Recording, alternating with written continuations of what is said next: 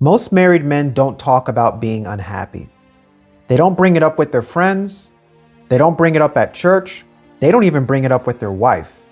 But they do feel it, and they do search for it, and they do wonder, quietly, why am I unhappy when I have a good life? Today I'll be breaking down the real reasons married men feel unhappy, even in the marriages that look fine, and more importantly, what you can actually do about it. Because unhappiness isn't a sign that your marriage is broken. It's a sign that you're disconnected from something deeper. Let me explain.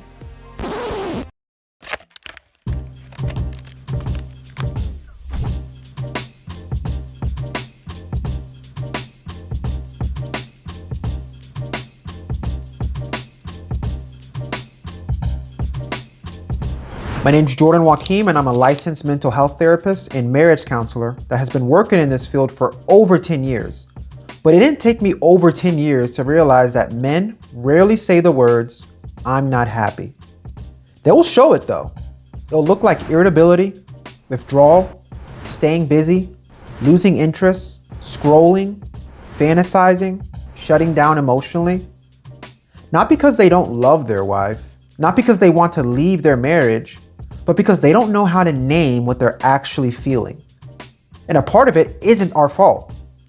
Men are taught to endure, not express, to push through, not reflect, to fix problems, not explore emotions.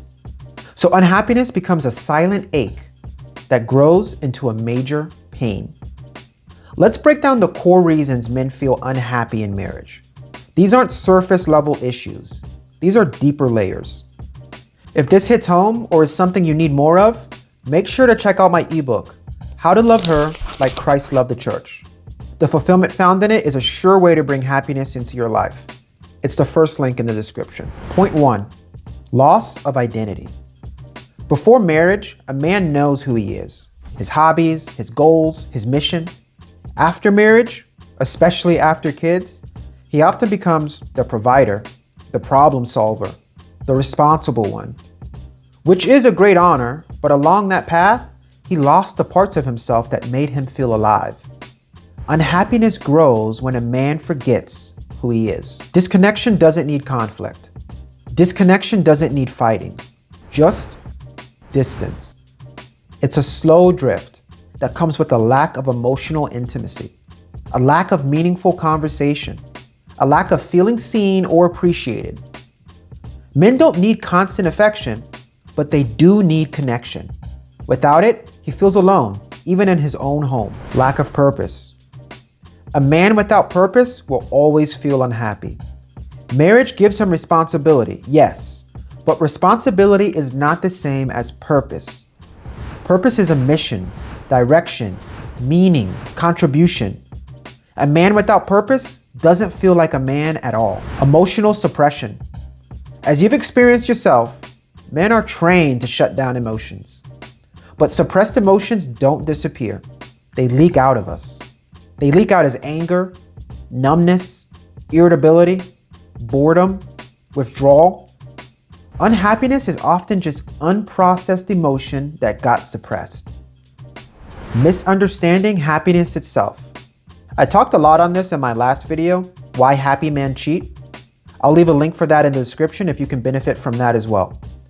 Many men think happiness is excitement, stimulation, novelty, validation, but those are dopamine spikes, not happiness. Real happiness is fulfillment, and most men have never been taught the difference. Check my last video if you don't want to be most men. When men feel unhappy, we try these things that only make it worse. We try working more, escaping with hobbies, scrolling, porn, isolating, fantasizing about a different life, or even cheating. These aren't solutions, they're distractions. The worst part is they don't even distract, they emphasize your unhappiness. They temporarily and very shortly numb the unhappiness when we need it to be healed. Here's the part most men never hear. Your unhappiness isn't a marriage problem. It's a fulfillment problem. And fulfillment is something you build, not something your wife gives you. Let me give you the roadmap. Step 1, reconnect with your identity. Ask yourself, who was I before responsibility took over? What made me feel alive? What did I stop doing that I need to return to? A fulfilled man is a man who knows himself. Step 2, rebuild connection with your wife. Not through grand gestures, but through small and consistent presence. Real conversations, being curious with her, listening, sharing experiences, and having emotional honesty. Connection is built in the many small moments. Step 3, pursue purpose again. Purpose is not a job. Purpose is who you become. You need to start growing again. Start growing spiritually, emotionally, physically, relationally, and professionally.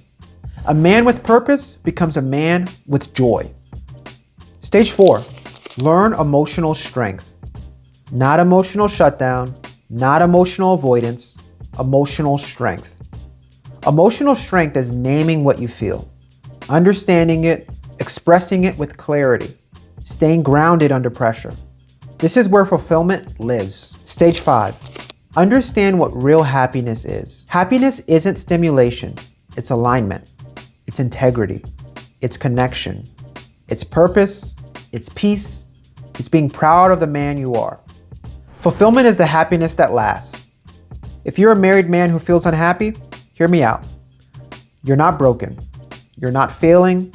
You're not alone. You're just disconnected from the parts of you that create fulfillment. And the good news is you can rebuild them.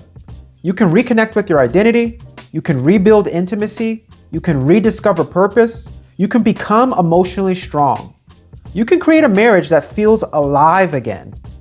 Unhappiness isn't the end. It's the invitation. The invitation to become the man you were designed to be. If you want to understand what that design looks like, don't miss out on my ebook, How to Love Her Like Christ Loved the Church. Yes, it's a marriage-saving ebook, but after you read it, you'll see that it wasn't actually meant to make your marriage better. It was made to make you more fulfilled. If you like this discussion or my way of presenting this information, do me a favor, give this video a like. If you feel like this video could help someone else, don't be greedy. Sharing is caring. Share this video with them and let them learn something new too. I look forward to catching up with you in the next video, which will be coming up right now. But until then, God bless you and your family.